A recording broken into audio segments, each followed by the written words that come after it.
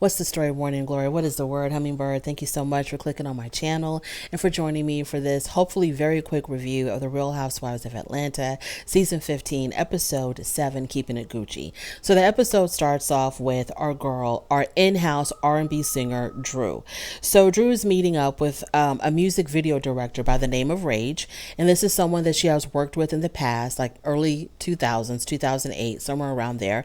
I don't know what they did together. Was it a music video? I have no idea. But they worked together in the past, and Drew really likes his work. She says his work is very sensual, very sexy, so she wants to work with him on her newly released single. She said that her song is doing well. It's at 30,000 streams, and with the music video, she can amp it up a little bit more. So Rage wanted to know if Ralph's body was music video ready, because Ralph was supposed to be playing her love interest in the video, and they didn't give an answer. We didn't see what Drew said about that, whether or not his body was, music video ready. But my feeling is they were always going to go with Ralph.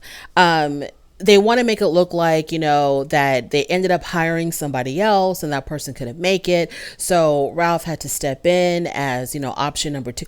They were always going to go with Ralph. Ralph was always option number 1, because number 1, when he asked Drew, is his body good enough to be in a music video to play your love interest, she didn't really give an answer. She didn't say yes it was or no it wasn't. All we know is at some point they were going to go with somebody else. But then they ended up going with Ralph anyway. Like I said, it was always going to be Ralph because there was really nothing wrong with his body. His body was fine to me. So I don't understand why we had to do all of this extra fluff, for a storyline, a scene, or whatever it was. In my personal opinion, they were always going to choose Ralph. Moving on from there, we have Sonya. She's meeting up with Sheree for cryotherapy. They talk about Rihanna. Supposedly Rihanna has shouted out She by Sheree or something. So Sheree was really excited about that. These cryotherapy machines that they go inside of are negative 200 degrees. That is mind blowing. I cannot even conceive on what negative 200 degrees feels like. And I know that they're not in there for long, maybe 5 minutes or so, but wow, that is cold. So after that, they talk about Beat the Bomb and how it was a complete fiasco because of Candy and Marlo getting into that huge fight. And they talk about how the group is so divided and that something needs to be done to bring everybody back together again. So Sheree comes up with this idea for a Keeping It Gucci event where all the ladies are going to show up in their Gucci, and she's going to attempt to bring everybody together. Now, the problem with this is that we all know that these events and these type of scenes are just done for the fights. None of these women like each other. They don't get along. Their issues run deep. One dinner is not going to solve a damn thing, but it is what it is. Moving on from there, we have Marlo. She's meeting up with Courtney. Boring Courtney. So Courtney's got that fine man in her life, but she's boring as hell on this show. We need more of him. I forgot what his name was, the guy from Groove Theory. We need more of him. Okay, whenever we have to look at Courtney, I want to look at that. Anyways, moving on. So Marlo thanks Courtney for connecting her with an attorney that's going to be helping her be able to allow her to carry again, because she doesn't feel safe. She had that near home invasion with her nephews at home with her. So she wants to feel protected, and it's just her and her boys. So she wants to be able to carry again. And so Courtney hooked her up with some attorney. And I think it was in the last week's episode or some previous episode, Marlo had alluded to that it should have been Candy that was helping her get the attorney, because Candy knows everybody and has all the connections, but she had to go to Courtney, and Courtney was the one that stood up to help her. Marlo has like some serious hate towards Candy because, honey, if it's raining outside, Marlo's going to find a way to blame it on Candy. Everything in the world that's wrong is Candy's fault. So they talk about Candy and Marlo's situation. They talk about Candy's and Marlo's situation about Marlo's nephew. So We know that Marlo feels some kind of way that Candy didn't do more for her nephew's family when he ended up, passing away. And because the nephew used to work for Candy at one of her restaurants as a chef. And when he passed away, Marlo feels like Candy was MIA. Because this person used to work for her and because she's Marlo's friend, Candy should have done more. She doesn't really say exactly what she should have done, but she keeps on talking about how Candy didn't do enough. Candy acted like she didn't care, like it didn't matter to Candy that someone that was close to Marlo and someone that used to work for her ended up getting killed. So Courtney asked a very good question, and she gained a couple of points from me when she asked this question. She asked Marlo, if it's so important to you that Candy did not step up, why didn't you say something at the time? Why are you making it a big deal now, so many years later? Marlo says, well, I hadn't seen Candy at the time. That's total BS. I'm pretty sure between then and now, Candy and Marlo were working together on The Real Housewives of Atlanta. They were probably doing Bravo events together. They had crossed paths at some point between then and now. I mean, she went over to Candy's house. Okay, she went over to Candy's house after she told her the news. And I'm not going to believe for a second that after that, they didn't really see each other. You could have reached out to her. If it was bothering you that much, Marlo, that you're making it your storyline for this season, you had so many opportunities to say something then. Anyways, moving on from there. So Marlo wanted Candy to reach out to her sister as well. I don't know for what. I'm assuming to give her condolences. But Candy doesn't know those people like that. I think that Candy could have, in my personal opinion, when Marlo told her, hey, my nephew who used to work for you got shot and killed, I think that Candy should have probably sent flowers. At the very least, she could have sent flowers because this person used to work for her. She knows Marlo. This is Marlo's nephew. At the very least, she could have sent, a bouquet of flowers or something. She didn't do it. It's still okay that she didn't. She gave her condolences to Marlo. It's okay that she didn't do more than that. Obviously, because Marlo hates Candy so much, she's going to make a big deal about it. But Candy, she didn't feel any kind of way because she didn't do more than what she did. But anyways, so Candy's meeting up with Sonia, and I loved it when Candy called Sonia out for riding the fence between Team Marlo and Team Candy. And of course, Sonia denied it, and she acts like, no, I'm friends with everybody. I just want the peace between both groups. I'm here for everybody. No, you're not. You're working for Team Marlo. You're loyal to Marlo. You're only meeting up with the other side either to get information from them to pass on to Team Marlo, or you're working with the other side because you just want to give this illusion that you are neutral, but you're far from neutral, Sonia. So stop the crap. So they talk about Marlo and her nephew, and Candy said that she's just not that sentimental of a person. She mentioned her brother passing away. I guess she was trying to make a point saying that she had bottled all of that inside. She really didn't show any emotion or something when her brother passed away. And she's the kind of person where she's going to show support by giving people opportunities and not by, being that kind of person who's going to be crying with you, holding your hand while y'all are sharing stories about the past and, being all emotional. She's just not that kind of person. So Candy should not have to justify why she is the way she is, because Marlo is making a big deal about nothing. It didn't bother Marlo back then. Why is it bothering Marlo now? She's just using something as an excuse to make Candy look bad and to try to ruin her businesses or something. Let's move on from there and hop back into Drew's world. So Drew is doing rehearsals for her music video, and all of a sudden Ralph shows up. And they want us to believe that he just popped up just to see how the rehearsals are going, but he popped up to go to work because he was the one chosen to be her love interest. It was always Ralph. It was never going to be this other person.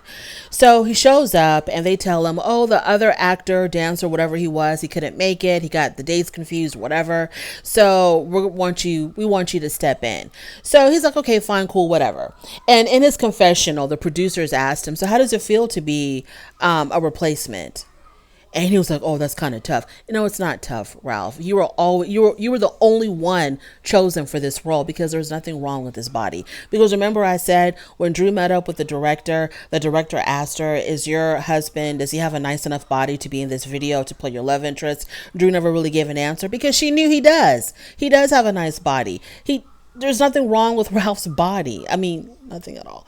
So He does whatever he needs to do. She starts slithering around all over him, and it is what it is. So I hope that the video was going to be nice. Moving on from there, Kenya. She's at her OBGYN's. She's having a visit with her doctor, and she's talking about having another child. I don't know how old Kenya is. I'm pretty sure she's either 50 or knocking on the door of 50, and she wants to have another child. But she talks about how complicated her pregnancy was, how complicated her labor and delivery. Everything is leading up to surrogate. Okay, cue in the surrogate. So she wants to have another child. Her and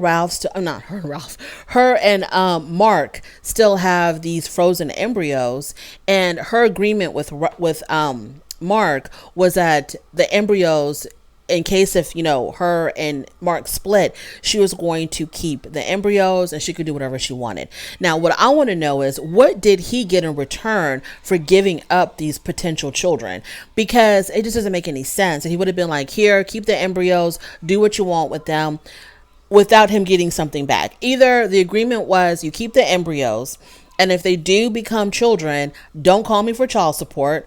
Don't call me to get involved. Don't call me to pick them up and drop them off anywhere. I think that was the agreement. It just doesn't make any sense that he would let her have these embryos that could be potential children, which are going to be his potential children, which are going to be his potential problem or responsibility. I didn't mean to say problem. Responsibility. So, yeah, he must have been like, hey, you can have them, but you're going to sign this contract saying that I am not financially or legally responsible for children that may come out of these embryos. Okay, fine. So she's considering having a surrogate.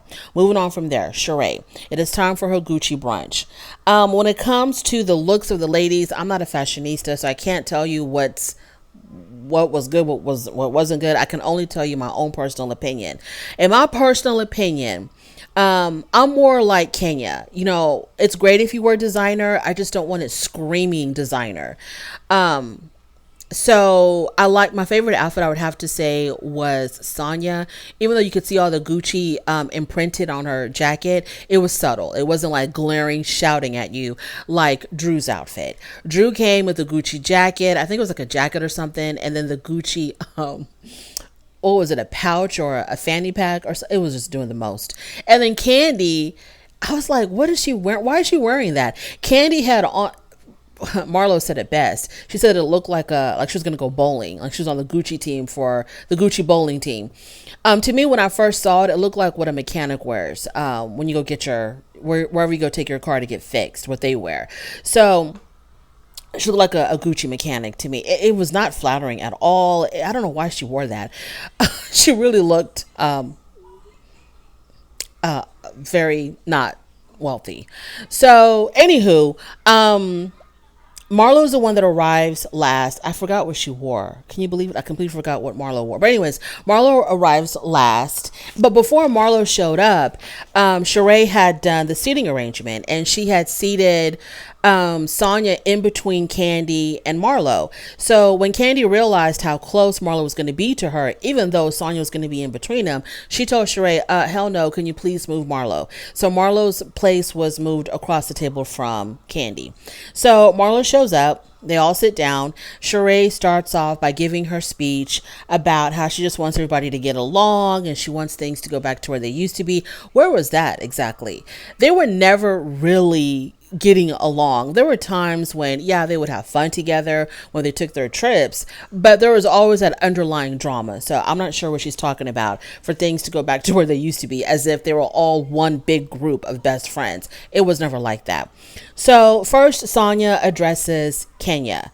And she talks about how, I've always wanted to be your friend. I've always come from a very genuine place, but you're constantly shutting me down and being rude to me. And Kenya says what really upset her was when Sonya was on some talk show. I don't know if it was Watch What Happens Live, or she was on some show, and the question was, do you believe that Kenya's booty is real or fake? And Sonya said she's leaning towards it being fake. And so Kenya told her, why couldn't you just say, I don't know, she looks great either way? Just keep it simple and move on. Why do you have to throw jabs? So I think Sonya apologized for that. She's like, okay, girl, I'm sorry. I hear you. I'm sorry. And she says, I really want us to be friends. And Kenya's like, you know what? I need to see how you move before I can give you a yes or a no, which is absolutely true. 100% true. I don't know why Sonya took that as being shady. Yes, because they've had issues in the past, because Sonya has shown to not be such a great friend to Kenya. Kenya needs to know how she's going to move. But I'm not just going to outright give you my word and say, yes, girl, we're going to be BFFs after this. No, I need to see if you are really genuine about being my friend, a true friend. Then I'll give you an answer. So I saw nothing wrong with Kenya saying that. As far as Marlo and Kenya, no resolution. They're not going to be friends. They never will be friends. It's just not going to work out like that. The things that Marlo has said to Kenya about, that's why even your mom doesn't want you. There is no turning back from that. I don't know if Kenya was ever her friend after Marlo said that to her, but if nothing else, if it's just that one comment, that is more than enough for Kenya to tell Marlo to go kick rocks, because that's just awful. That is that's what Marlo does. That's what Marlo does. Marlo, and also your girl Candace from the Real Housewives of Potomac, they love hitting below the belt. They love taking personal issues and using them against you as weapons. It's just an awful way to be. Marlo says, you know what, that's fine. I can't make you like me. And then Kenya was like, well, she says, how can you make someone like you when you're constantly attacking them, which is what Marlo does. Now, Kandi had pointed out a couple of times in this episode that Marlo's MO is to attack and then to retreat and then to gain sympathy by talking about all the trauma that she went through as a child, just to kind of like justify why she attacked you. And so Candy's over it, which is true. Marlo is like that. And I felt for the okie doke, because last season's reunion, when Marlo started off by complimenting all the women and talking about what she's learned from each woman on stage. Candy, I learned from you how to be, independent businesswoman. And Drew, what I learned from you was XYZ. And Sheree, what I learned from you was perseverance. And I was falling for that. But no, it wasn't even true. It wasn't genuine. It was just her, when she feels like she's being under attack, when she's not put in such a good light, she starts doing this whole, like a cat rubbing up on your leg, trying to, garner some sympathy from you and telling you, oh, my poor childhood. I was an abandoned child. My mother didn't want me. I don't know who my father is, etc., etc. So yeah, Candy's right about that. Now, Candy and Marlo. So Marlo tells them how genuine she is. Kenya calls, BS. And Candy says, you're not genuine. No one wants their name attached to a murder. And Marlo says, well, first of all, I didn't bring up the shooting that happened at your restaurant. Drew brought that up. Well, as soon as she said the name Drew, you could not shut that girl up. So Drew intervenes, and she just starts yapping and yapping and yapping and yapping like a little chihuahua, just yap, yap, yap, yap, yap, yap, yap. I don't know what the hell she was saying. And so Marlo couldn't really finish a thought because Drew was just so busy yapping away. And so Marlo finally was able to say, she's like, well, I'm really confused. What did I do to hurt Candy Yams? What did I do to hurt Cotton Candy? What did I do to hurt candied apples? What did I do? I don't understand why she's so mad at me. Okay, Marlo. So she wants to play ignorant. She wants to play confused. The fact that, you are calling her like this cold, heartless, soulless person because your nephew was killed, and now you're attaching it to Candy and her restaurants and attaching it to Candy's cousin being shot. You're kind of lumping everything together, making it seem like, Candy's businesses are dangerous. Stay away.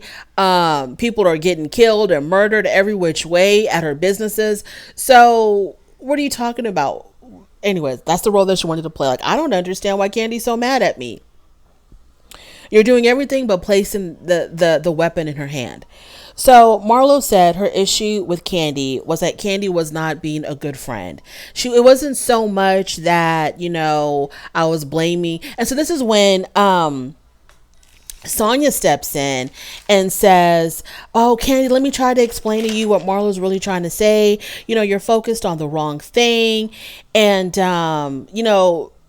you're focused on the wrong thing. And Marlo isn't trying to say that, she's blaming you for her nephew's death. She just trying to talk about how she felt like you weren't a friend. You weren't really there for her and her family. And so Candy was like, Sonya, shut the hell up. Then Candy gets really upset, and she says that she says, Sonya, shut up. F them flowers. F her and those flowers that I never got, that I never sent to her. And then Marlo says that Candy is being really selfish, which is nothing can be further from the truth, because Candy is extremely generous. She's generous to a fault. Candy is generous to a fault. But then, Marlo's just saying things just to get under Candy's skin, and she just wants to say the kind of things that's going to make Candy cry. So Marlo's just a really mean person. She's a very mean person. I don't know if it's with her childhood or that's just how she is. I don't know what's going on. But Marlo's a really mean person. She starts this drama. She starts to personally attack. It's just bad. It was bad. It was bad. So she runs out of the restaurant. I don't even know I don't even know when she ran out or when she came back. But the bottom line is, it ended with her yelling at Candy, telling Candy that you're selfish. Like I said, these little dinners and events when everybody's together, they're just there for the fights. They just get together to fight. Anyways, I've kept y'all too long. It really doesn't matter. Thank you so much for joining me. I really do appreciate it. On your way out, please don't forget to rate the video. If you like this content, go ahead and subscribe, and I'll definitely talk to you later. Bye.